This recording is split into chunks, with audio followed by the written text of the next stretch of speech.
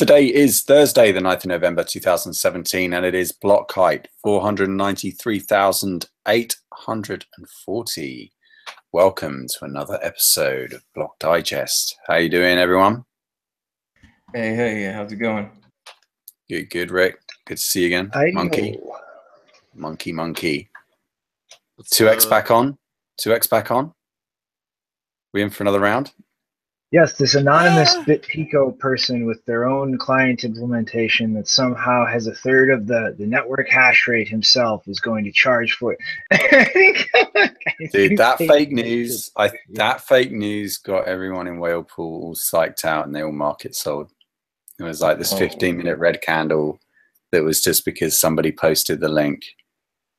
Wow, not funny. Crazy emotion right there. Yeah, it is. Just goes to show. All right. Because they think, oh no, which way are they thinking it's going? I know. I said, well, it's bullish in either case, surely, because everyone's going to get their free tokens as planned. So surely they want to buy it. And if it's fake, it goes up anyway. Right? It's like win-win. Anyway, and welcome, Acnix, as well. Well, how's the Bitcoin bus? Bussing it. Bussing it. Is that it? When are we going to get pictures? When it's a little less, when it's done. Yeah. Still working on it. Looking forward to working out the kinks. Got to get it. I'm looking forward to it. Fully renewable or hippied out, something like that. Yeah, man. Cool. All right, let's get started. Got a lot of stuff to cover today. One of our favorite journalists, Kyle Torpey, starts us off with, here's what's next for Bitcoin now that 2x fork is not happening. I thought we weren't going to do 2x stories anymore. Well, we're not commenting with like the running section of who's wised up yet. It's what's coming next. Now that we don't have to deal with this contentious fork, people can actually implement SegWit.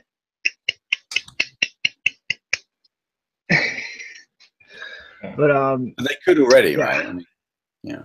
They could have, but they didn't, because they wanted to make sure the community got this thing that we know you guys want, even though everybody, everywhere people are looking, are screaming, we don't want this. Right. Okay, so what is happening next? Well, it's really a whole litany of things. I mean, Kyle here just kind of touches on how blockchain info, which claims, and I'm using air quotes, although you can't see it, claims to have 40% of all on-chain transactions. Bullshit. But, you know, businesses can actually spend time implementing SegWit. I believe Bitstamp just announced that they are today. Hopefully Bitfinex now has some time to do this, that they don't have to juggle around resources to deal with 2x. You know, Coinbase, so a lot of the big transaction generators can actually start making sure their customers save money by applying their dev resources in the proper places.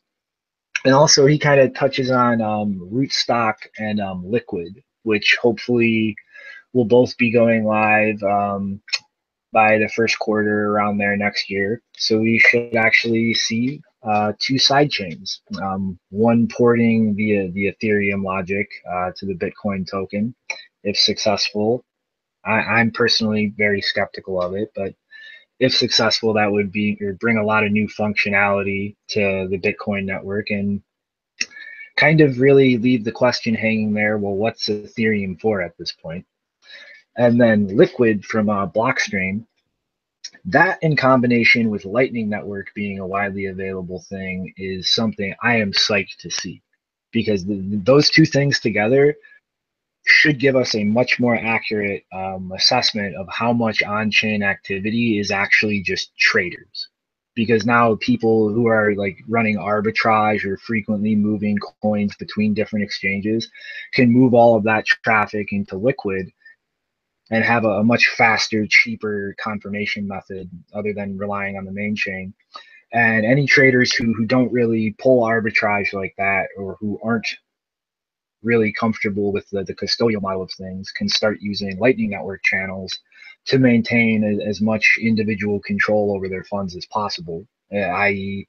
Like as long as they're not in an active position, everything that they have a channel open for, it can be moved back to their end, or exchanges can open up new channels to pay out gains that they've had. So this, if most of the on-chain activity is traders, which I personally believe it is, should free up a fuck ton of space in the main chain because all of these traders can now, they have other alternatives, and that would be very helpful for other use cases, which are kind of being priced out right now, and really just push us to a place where we can think about optimizing how we use block space instead of just screaming for more of it, which is something I don't see very many companies at all in this space thinking about.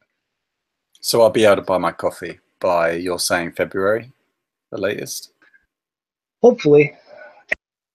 All right. Wait, So I won't need Bitcoin Cash anymore. I can buy my coffee with Ethereum with Bitcoin, right? I can double it up. Well, yeah, I mean, I think blockchain.info said that we should all be using Ethereum, right, to do if we want to transact. So what, do I have to buy Ethereum with Bitcoin and then buy my coffee with Ethereum? How's that going to work? And what are we going to need Bitcoin Cash for if we can just buy it all with this? I was kind of curious how that all works. You know, I was watching flipping through YouTube, and I saw Junseth had made a post from Junseth's World not too long ago because he bought a pizza with Bitcoin Cash, or Michael Tidwell bought him a pizza and with Bitcoin Cash, and he went to go pick it up. And I really wanted to comment on there. It's just like, who accepted that Bitcoin Cash? Yeah. Monkey. Moving on. Yeah, the Newberry tweet storms actually kind of feeds into this. It's because like Kyle, like I said, just kind of touched on those two side chains for the most part.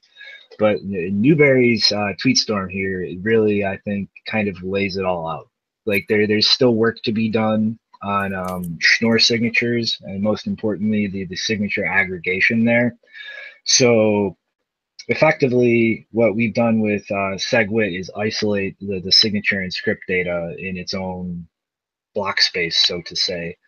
Now with Schnorr signatures and the possibility for aggregating those, we can really condense that. So let's say you have a transaction that has 10 different inputs. Right now, that requires 10 signatures. Well, with Schnorr aggregation, you can boil that down to a single signature. So this affects any transaction that has more than one input. This affects multi-sig wallets, which would also include payment channels. And it is a huge jump in streamlining how data is handled on the main chain, because the signatures are generally the biggest chunk of a transaction data-wise.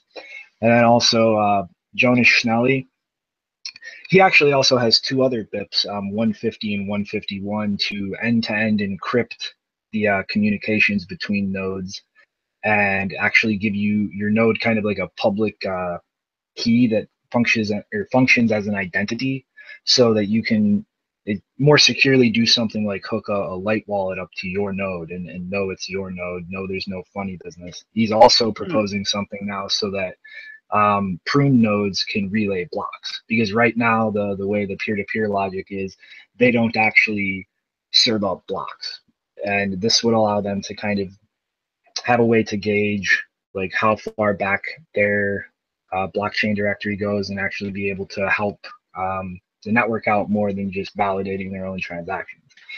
As well, we've obviously got the Blockstream satellite live now, and Nick Szabo working on radio relays.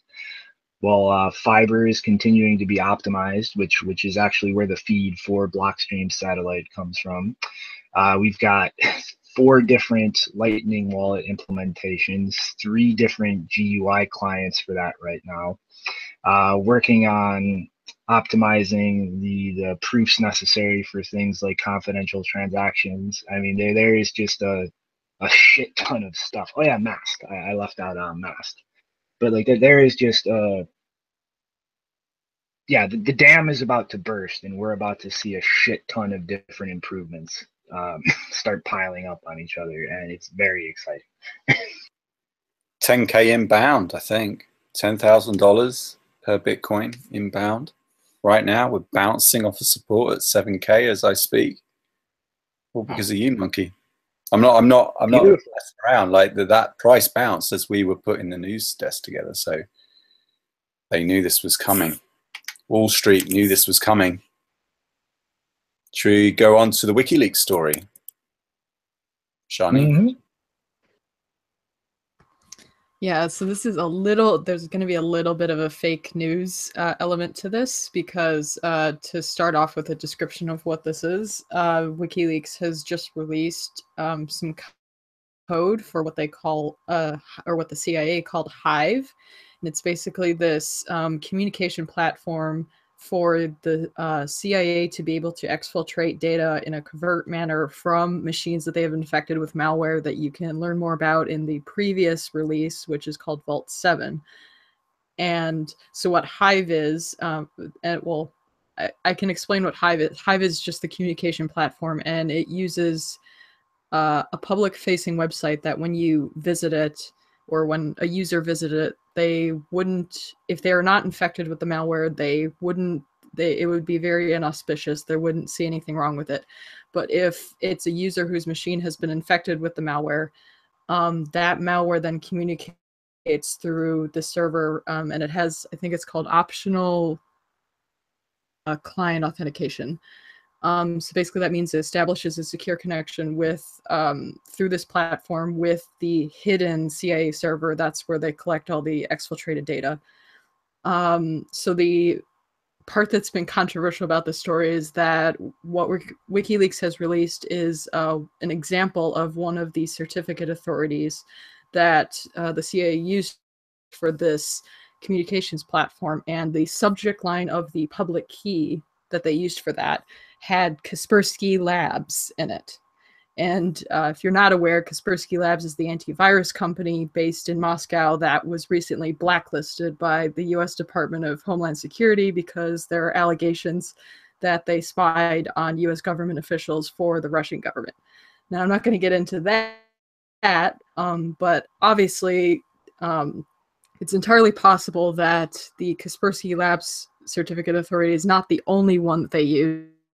There's probably more than that, just because, you know, they would want to have as many covers as possible. So personally, I think there's probably more, but WikiLeaks has so far only released this sample that was impersonating Kaspersky Labs. And I also want to clarify that the reason part of this is fake news is some people are reporting it as the CIA hacked Kaspersky Labs, or CIA had stolen their certificate authority key or something, and that's not at all the case, at least from what's been released with this data.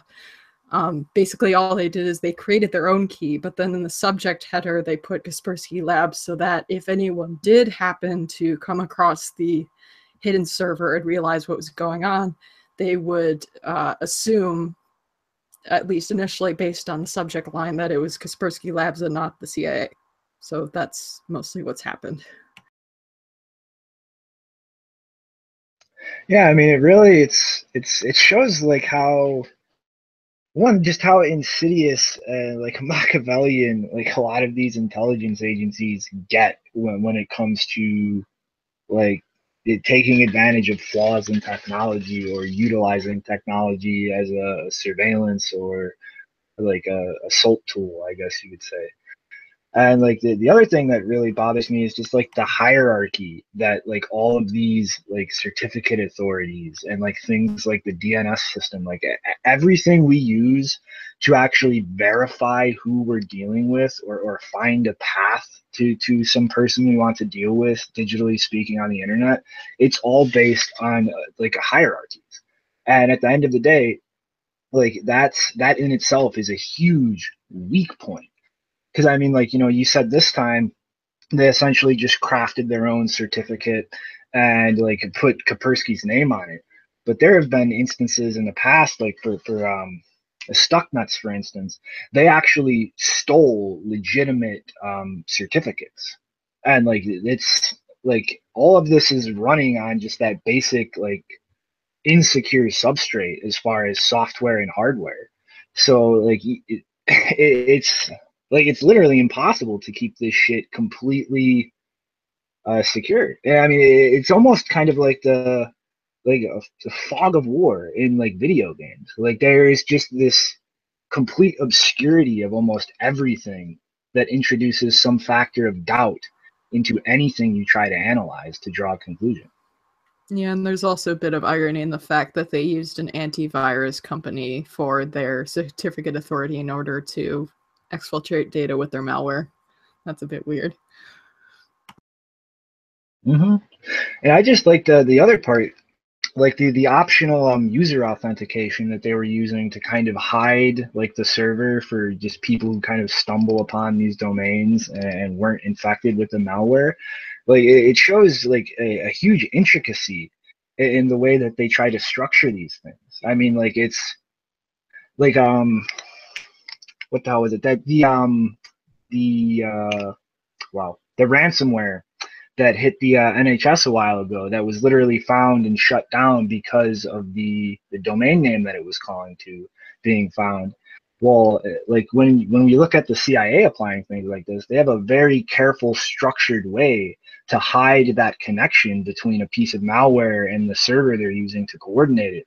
And then behind that, the other layer of like this certificate with Kaspersky's name on it. And it's just like it's layers and layers of misdirection and carefully like covering their tracks through that obscurity. And like that's something that like you can't really just fix. That's a part of the landscape that just kind of has to be taken into account and dealt with as things happen.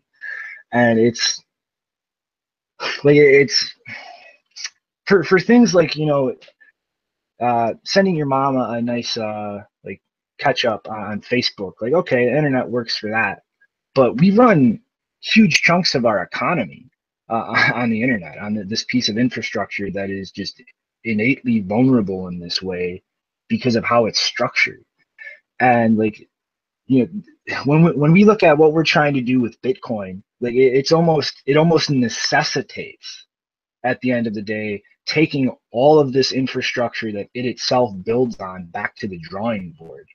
Otherwise, how can you make the claim in the long run that Bitcoin or something like it will stay secure? Like if everything that it's running on top of is just fucked down to the root.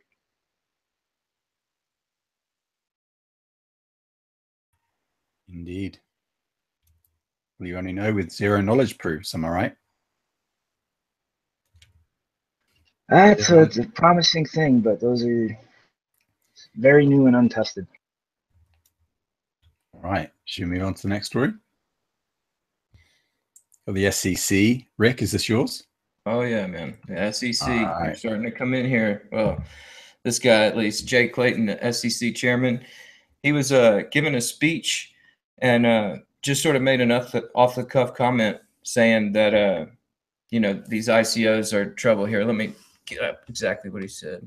He said during the speech, he was giving a speech on transparency and wrongdoing. And so I guess that's why it came up. And he said, I have yet to see an ICO that doesn't have a sufficient number of hallmarks of a security, which, you know, I mean, that says like he's looking at this like these are pretty much securities. And he goes on, he says, ICOs may need to register deals with the SEC and provide investors with extensive disclosure documents depending on how broadly they market them.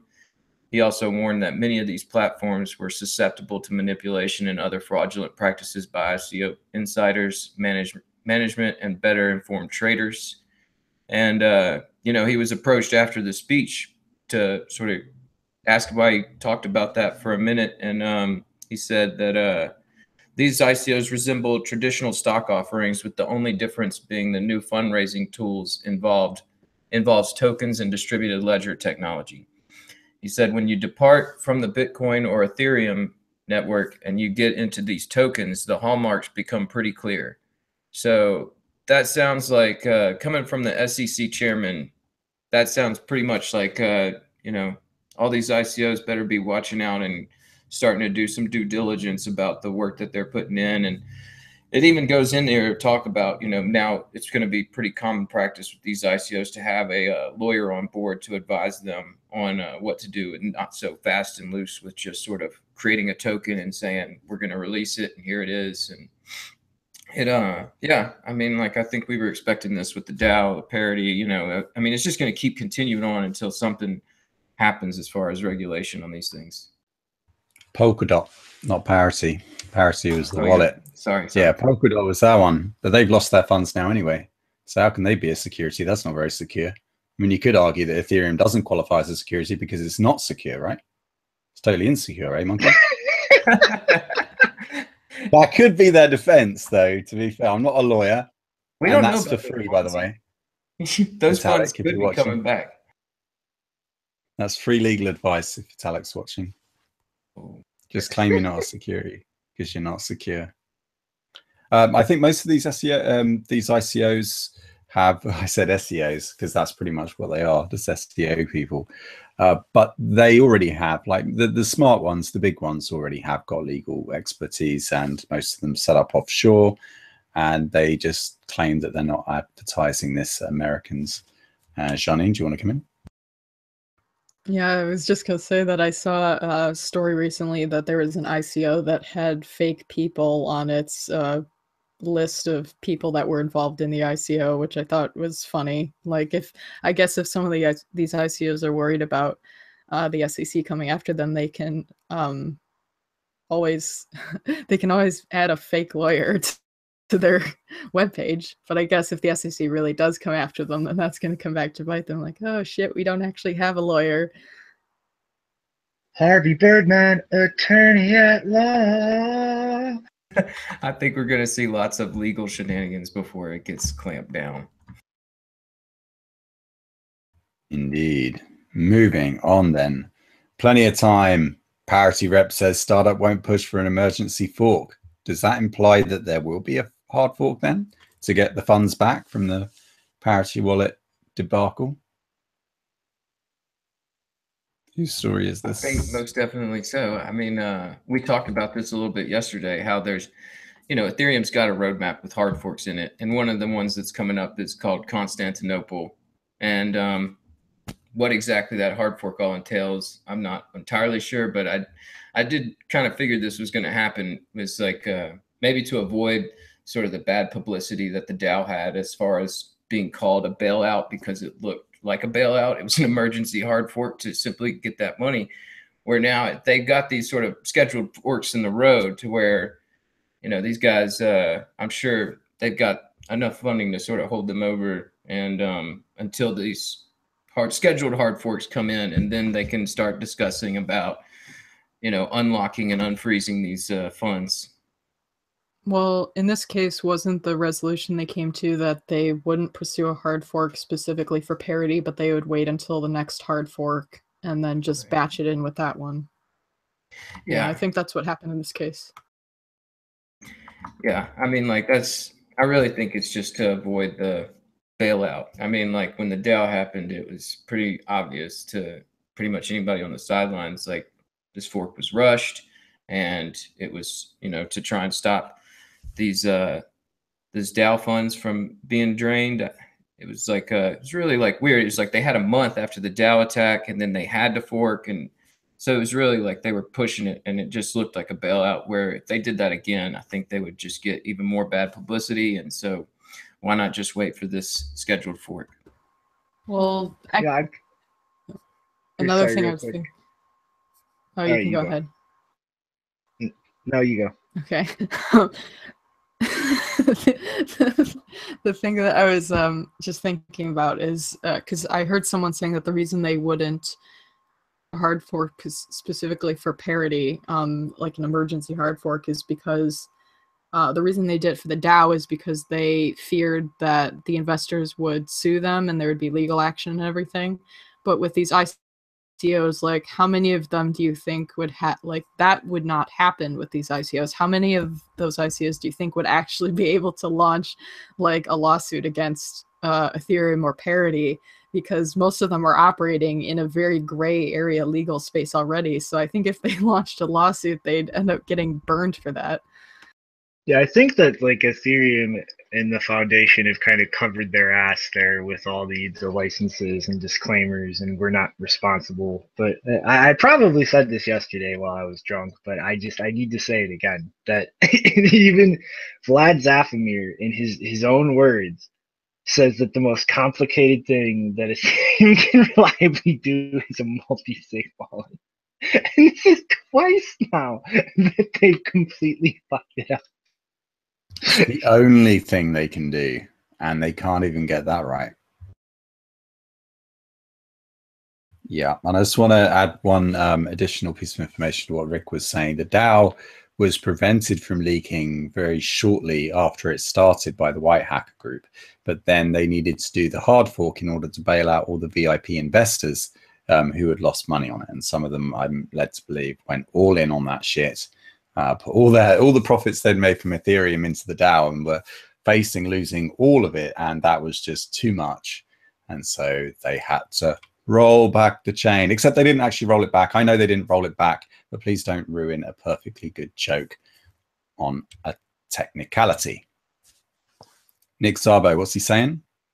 Internet routing has become far too centralized, not just a reliability problem, it is a security vulnerability. I'm not clicking on that link. What the fuck is that?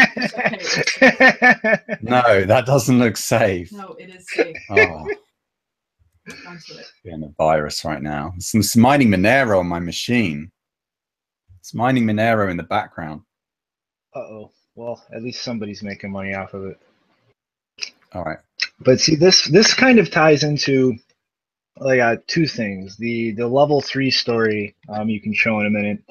But it also kind of feeds into the rationalization for setting up things like the Blockstream satellite feed and the radio relay that Nick Szabo and Elaine Hu were looking at Scaling Bitcoin over the weekend.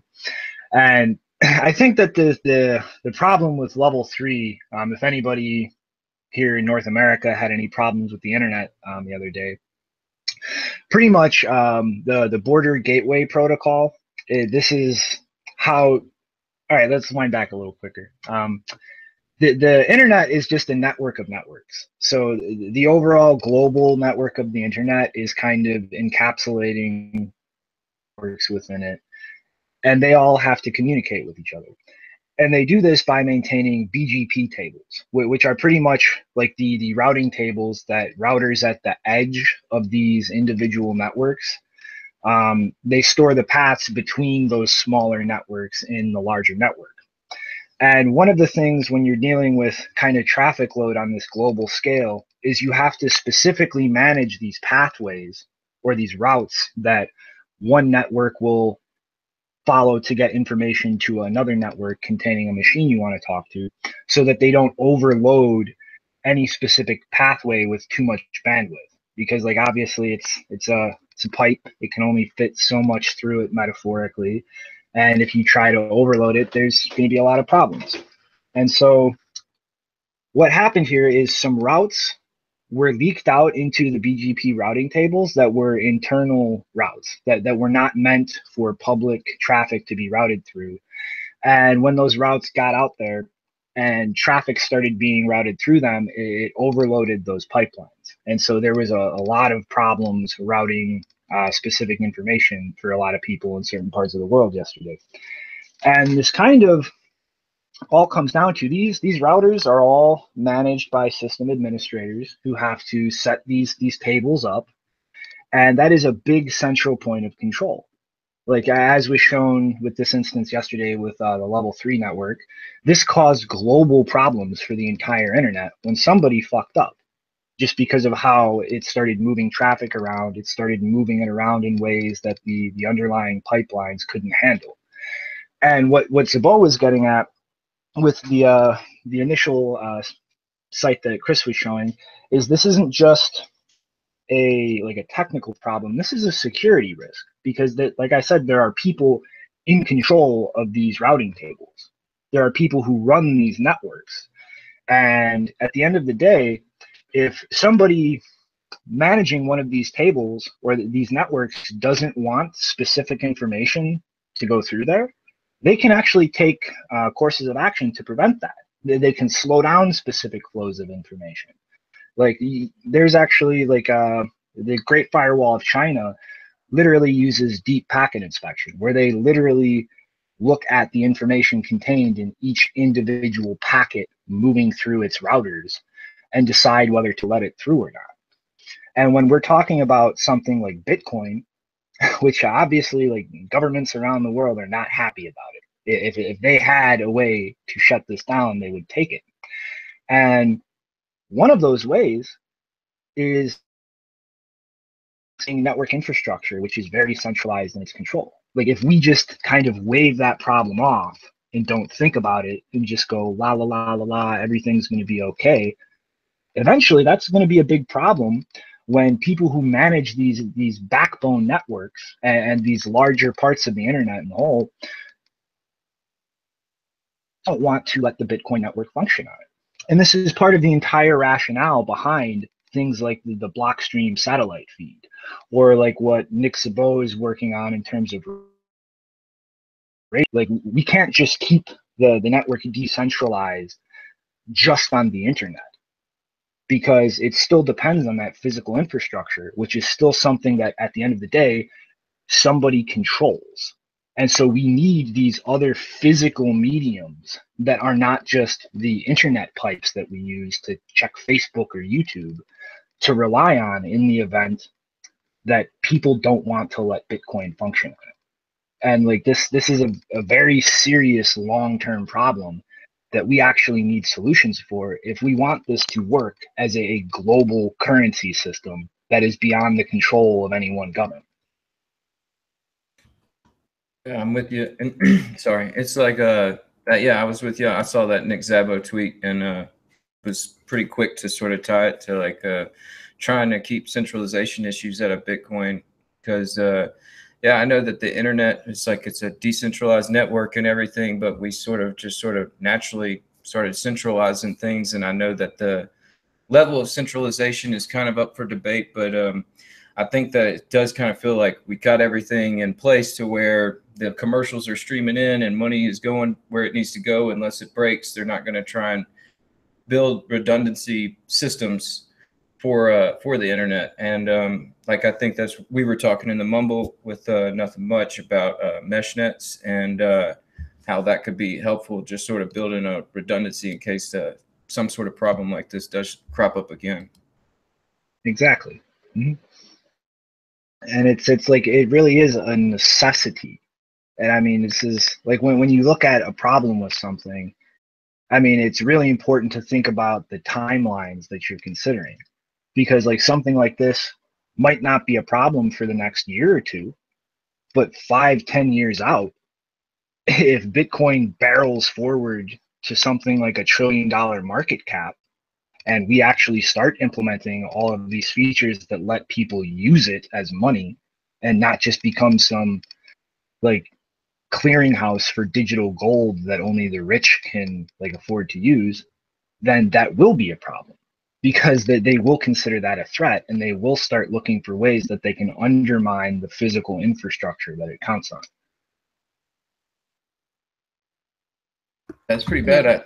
I'm sorry, Janine. I was just going to say real quick that we were talking in the mumble how it's like you really have to run your own DNS server for like for a stable to make sure that, you know, this thing's going to work right. Yeah, and I just want to point out that Nick Szabo and Elaine, is it Elaine?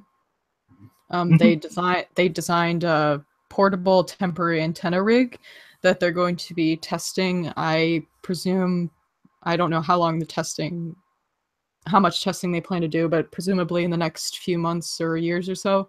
And they're looking for volunteers. So if you want to help out to see if they can get Bitcoin on centralized radio network, then you should contact them.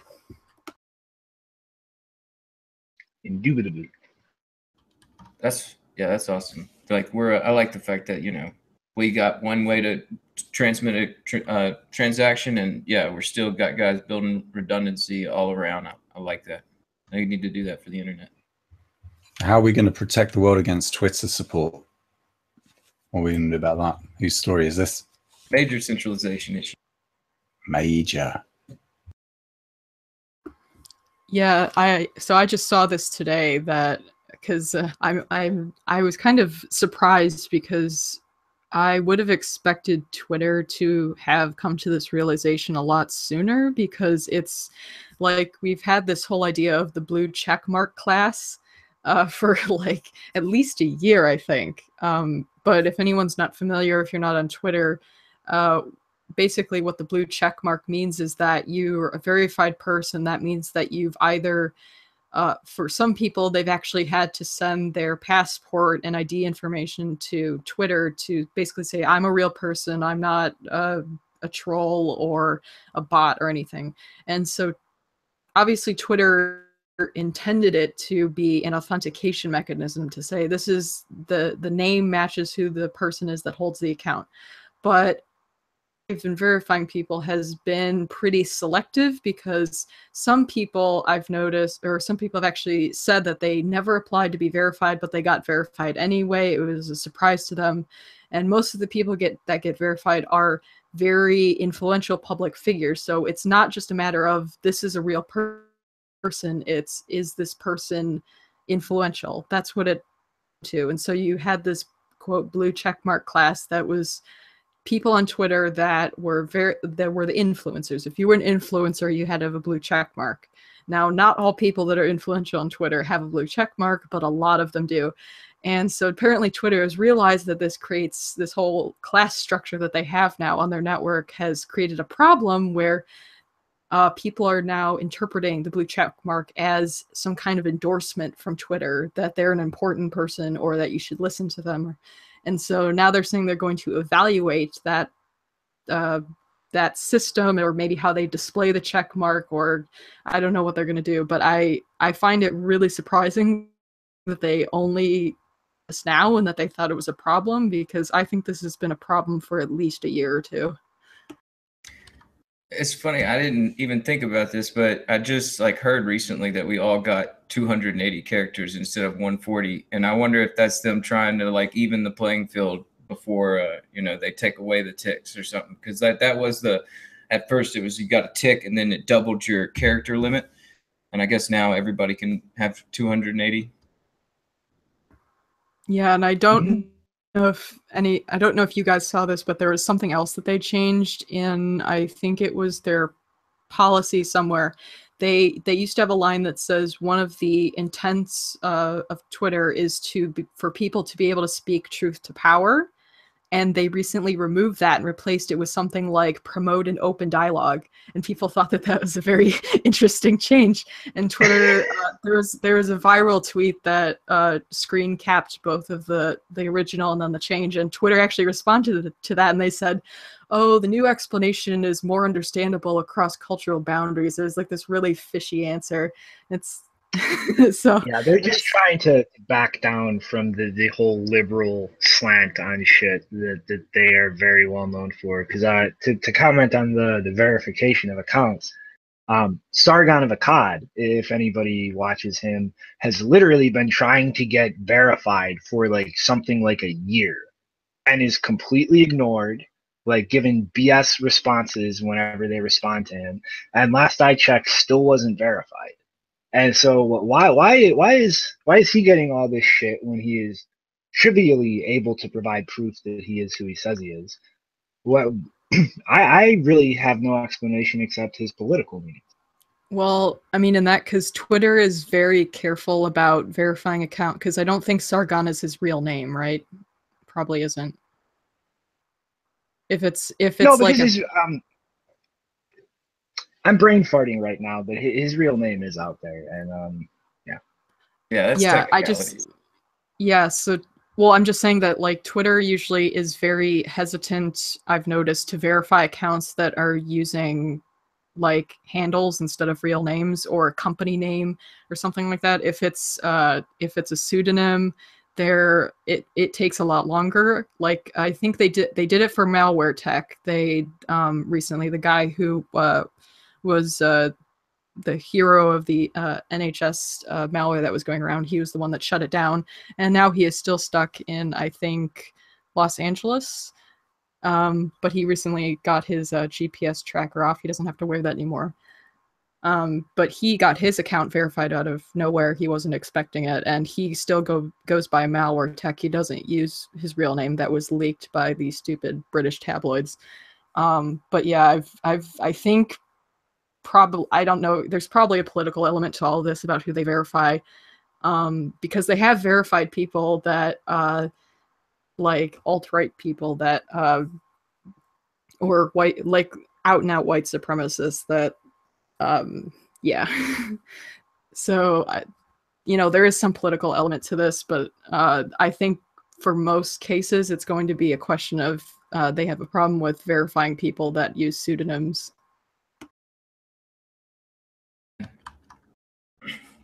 Okay.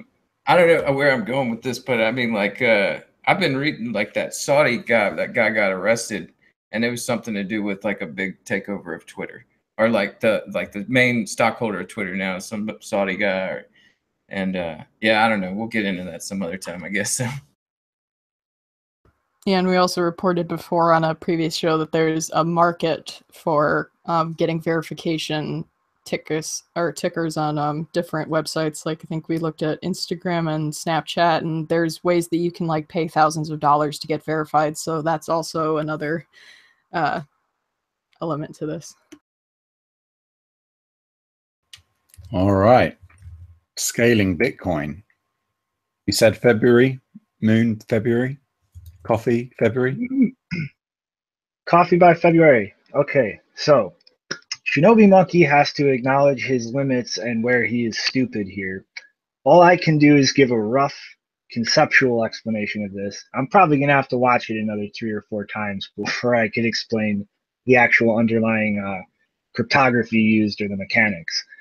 But the long and short of Roast Beef's presentation here is, right now, with where Lightning Network stands, each update to a channel is pretty much a series of roughly like 3 transactions or so.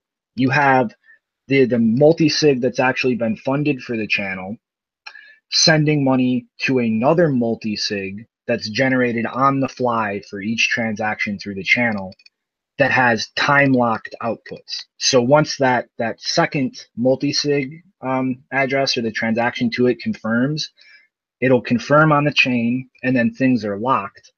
And then there's yet another series of transactions that move the money back to being independently controlled by both sides of the channel.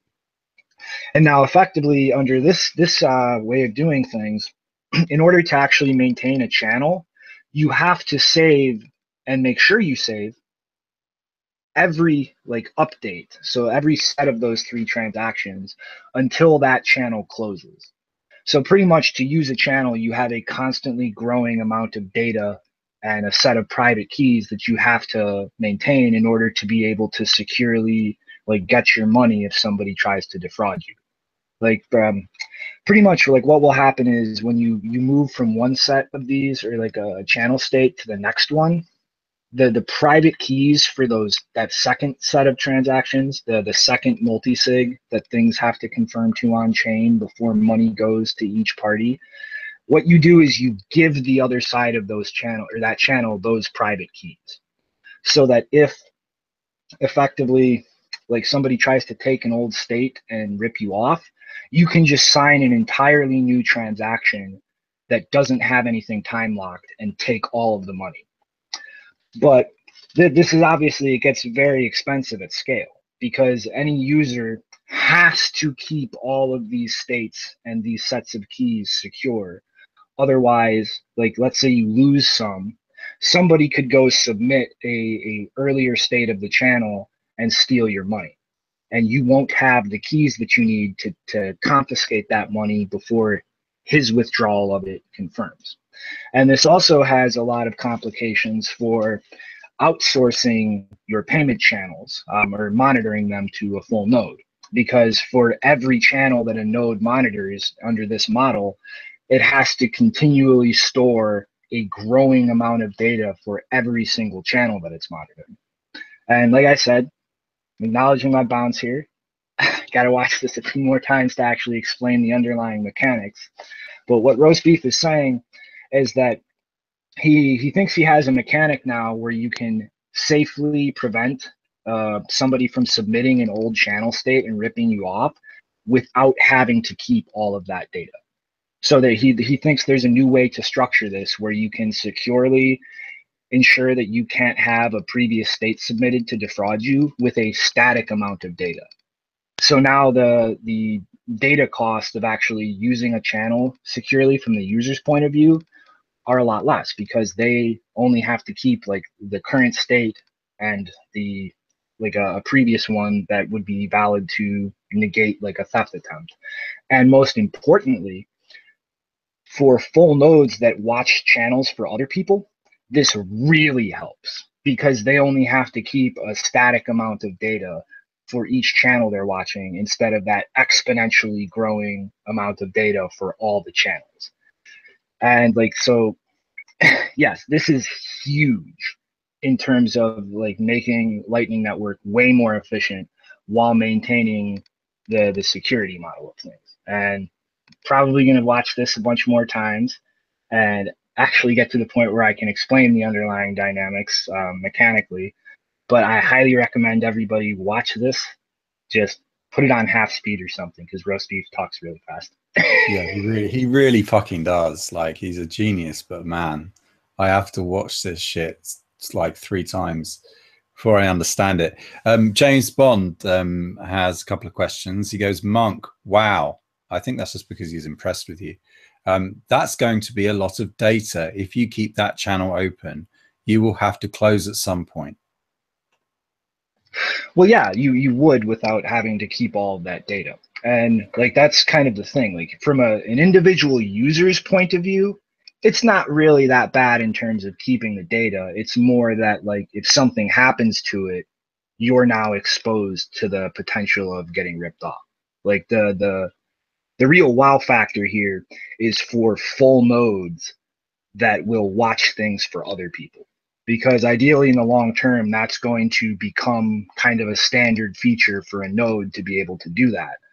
And without this improvement that Roast Beef is saying he found, that like that adds more cost to running a node than 2x would have, just bloating things up to 8 megabytes. And so it's kind of nice to have that saving from the client side, but it's a lot more impactful from the point of view of a full node that's watching other people's channels so that people can use this without using their own full node.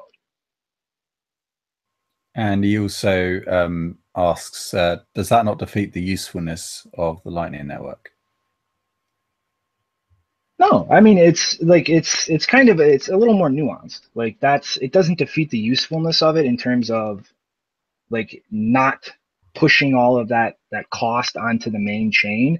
It's just, there is that cost of the data that you have to save in order to be able to stop somebody from stealing from you. And yeah, what Roast Beef thinks he... Go on. But like what Roast Beef thinks he figured out here kind of drastically reduces the amount of data cost there. Right, okay. I mean, I think James is just mostly concerned about how he's going to pay his hooker, by the sounds of it. He's saying, don't worry. I want to open a channel with my favorite hooker. I thought Lightning would be useful, but I guess not. No, I guess you just have to do it all on chain and just pay the fees. Or just pay with Bitcoin Cash. That's it. You just get a bunch of open dimes. Yeah, open dimes. You can use open dimes. Just slip them in her waistband. Yeah. All right. Let's go to the next story. Who's this story? What is this? This is a series of really people struggling to accept reality in the wake of 2x imploding. Well, Peter Smith is a really cool guy. He told me to use Ethereum because it's better for like transactions. Well, go on then. Say something. React. I think it's like just shows the ignorance of these guys that, you know, we're really pushing SegWit 2x and how, you know, it's suspended right now and they still have, you know, these arguments that are just sort of nonsensical.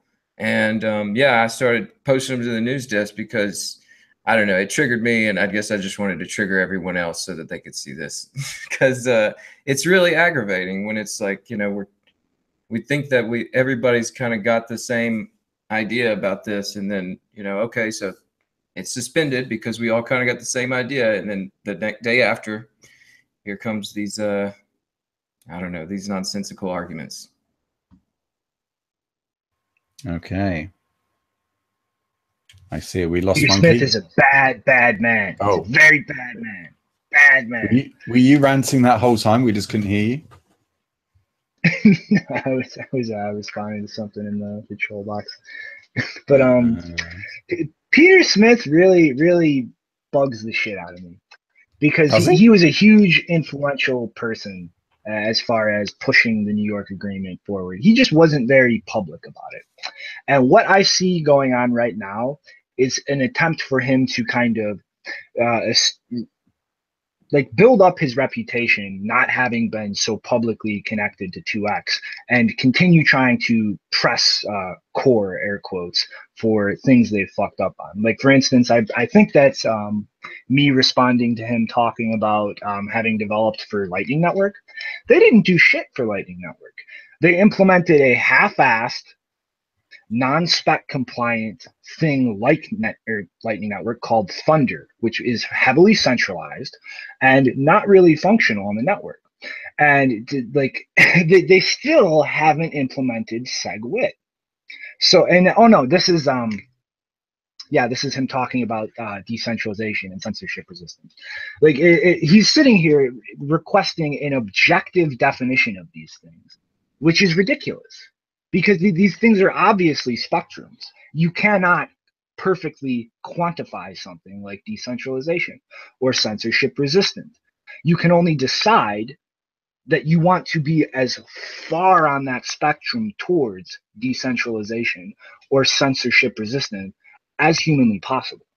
And the entire way in which him and a lot of the other people involved in the 2X agreement act, they don't want to be as close to decentralization or as close to censorship resistant as possible. They simply want to push and externalize their operational costs onto the commons that is a validating node. And they don't care about decentralization. They don't care about censorship resistance. They just want to turn Bitcoin into some kind of pump and dump Ponzi scheme where, hey guys, don't think logically. Don't look at the fact that something that's decentralized will always be less efficient than a centralized thing. It's going to work, guys. Let's just destroy that decentralized, censorship resistant quality that makes this valuable in the first place, because our business will be able to afford to keep going. And it's just one of the most disingenuous arguments that a person can make in the space.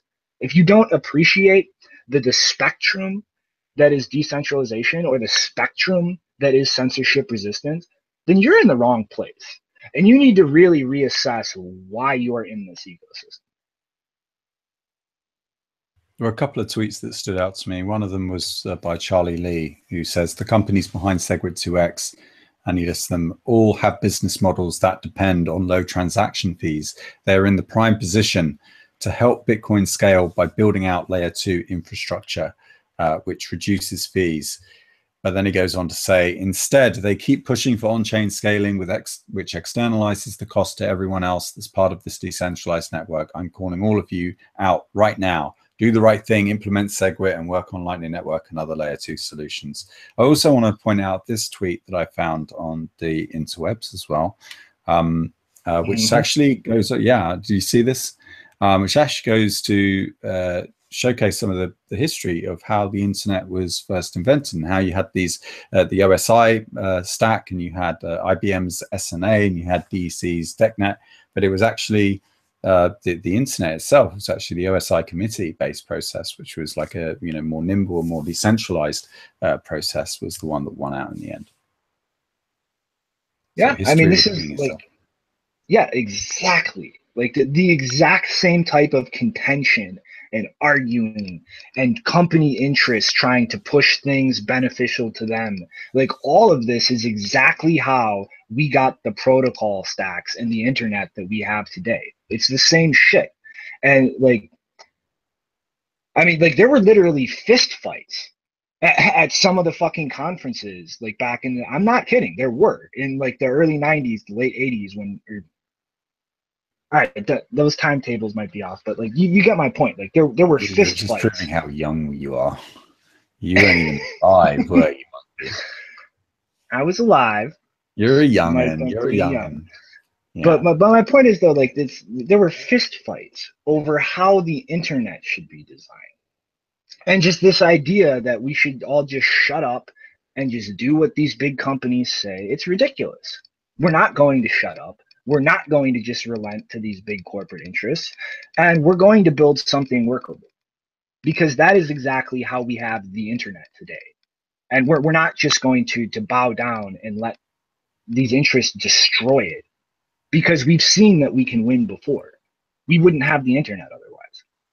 But what about our founding father, Satoshi Wright? I mean, Craig Wright. I mean, what? No, I don't want to get sued. What's he saying? It's the year 2018 is the year of unstoppable global payments. As Bitcoin Cash scales, it is about to become unstoppable, fast, low cost, or free. What bullshit is this? Come on. You put this on the news. Craig Wright is out of his mind. Like he is a legit crazy person. 280 characters are wasted on him. Don't worry. Okay. Don't worry, guys. We got our gigablocks. We proved that our gigablocks are work. We're going. Now there was that tweet that I don't know who's that Hufu guy that said, you know, it's funny how quick the 2x guys were to drop that. Yeah, that tweet. Like when I saw that, I was like, yeah, that's quite an interesting comment. All right. One last thing wasn't in the show notes, but I think that this definitely bears publicly commenting on. I just threw the link in the chat, Chris. But hey guys, Jihan admitted it. He admitted it. Miners are not in control. See, he said it right there himself. So for all time, forever and ever, any argument that tries to imply that, no, the biggest miners said they're not. It's right there. It's black and white. He said that exactly. Got it. Have we archived that? Someone archived that. Please. Of course. Cool. I love this. I'm just going to show this animated GIF. Right. Next story. Whose is this? Is this Shanine's? Yeah, well, if Shinobi wants to start, because he actually found the article. Do you want to start, Shinobi? No, you can take it. I'm gonna round it out. Okay, so this is an article from Ars Technica, which is one of the few tech publications that I can actually read without getting angry most of the time. And it's written by Timothy B. Lee. And he basically wrote an article about the end of this whole SegWit2x madness. And there were several problems that I had with it. If we want to, if you can bring up the actual article, go through it. So he starts off, group of prominent developers and executives backing a plan to expand the capacity of the Bitcoin network threw in the towel on Wednesday. It's clear. He basically quotes Mike Belshi. And so I'm not going to read everything, but one of the things that immediately stood out to me is that he tried to give names to the different sides, and they were really arbitrary and weird. The first one he uses, I believe, was Bitcoin purists. So he says Bitcoin purists worry that raising the block limit will raise the cost of participating in Bitcoin's peer-to-peer network, effectively shifting power to larger players in the Bitcoin ecosystem. First of all, that's not a belief or a worry. It's a demonstrable fact. If you raise the block size, there is not capacity, and the nodes cannot if the nodes cannot verify, sorry, I'm kidding. It's okay. Sorry. If the nodes cannot verify blocks at a fast enough speed, then they basically get.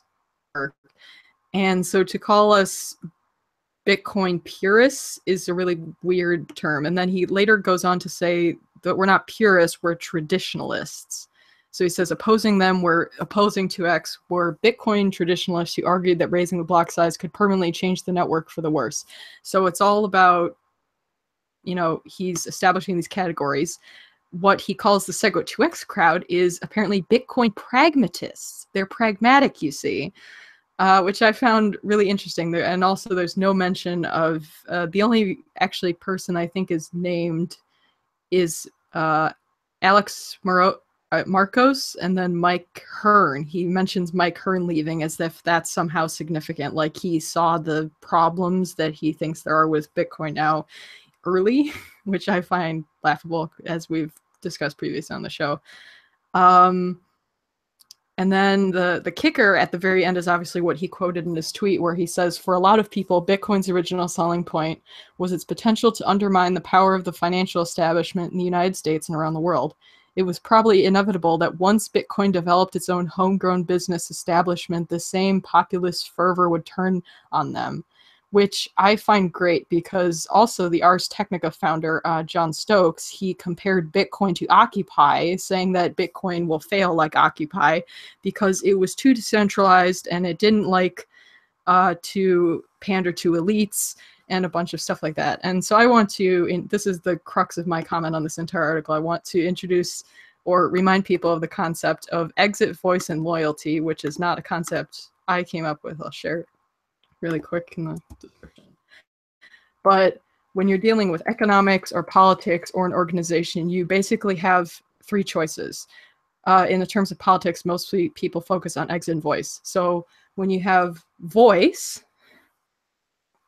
that means that you're one of your options when you're facing a dilemma in an organization or in a state or anything is you can voice your opinion, you can show dissent, you can go to protests. So I will categorize Occupy as voice. That's what they did. They organized in public spaces and they voiced their dissent. If dissent like that fails, then your other option is exit. That means you exit the system, you go to alternatives, you leave. That's what Bitcoin is. Bitcoin is an exit. So to compare Bitcoin to Occupy is, I think, a failure of understanding of what these systems are at a fundamental level. Because Occupy failed because voice failed, and Bitcoin has not failed. Bitcoin has gone on now for almost 9 years, and it has not failed like Occupy. And to categorize the failure of the Segwit2x so-called upgrade as a failure of Bitcoin, I think is completely missing the point. It's actually the opposite case. The reason that Segwit2x failed is because we realized it was going to hinder decentralization. It was going to be a threat to the network. It was going to increase the risk of centralization. That's why we didn't agree with it. So I find, yeah, that was one of the biggest things that I found really infuriating about that article. Yeah, There's actually there's a really good quote in the chat by Luke Townley who says that Bitcoin is vacate Wall Street, exit Wall Street. But like it's the same kind of cognitive dissonance that like the people leading the 2X movement have. They just can't grok the concept of like leadership without leaders, of rules without rulers, of like a decentralized anarchic system. And that's the entire point of this. Like Bitcoin isn't going to fail because we refuse to cave in and relent to hierarchies. It's going to fail if we do so, because the entire point of it is to have like the rules without rulers. And it's like these people are going to slowly wake up. I mean, it's been a constant trend in my personal experience that the longer time is marched on, the more and more people who didn't realize that, they wake up and realize it. I mean, like even in my own personal life, like there's a friend of mine I've been trying to convince to get into Bitcoin since I got here like 4 years ago. I finally got him in right before like shit skyrocketed at the end of this year. Like right when China announced the exchange shutdown for the first part of the year, and he woke up. He eventually it clicked, and all like eventually for people like this, it's gonna click, and they're finally gonna get it because like I'm not stopping. Like I'm not going anywhere, and I don't think anybody else here is gonna either.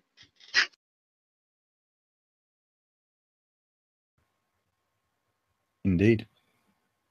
Are we not stopping the show though, or what's going to happen? Are we just going to keep on going? No, we're gonna go forever and ever. We're gonna turn this into like a podcast of our lives. It'll be like a Richard Hart show. I'll just go on for like 8 hours.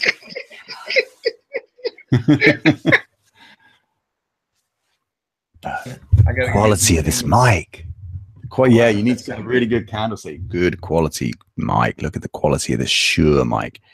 Yeah, need to get some really good furniture. Need to upgrade ourselves. Right. Final thoughts. I had like. Yeah, Agnix needs to get a new mic. Yes, that's true. Rick, what are you saying? I'm saying I had one. Now I'm like, I forgot to write it down today. So my final thought is I need to write down my final thoughts. Sorry, people.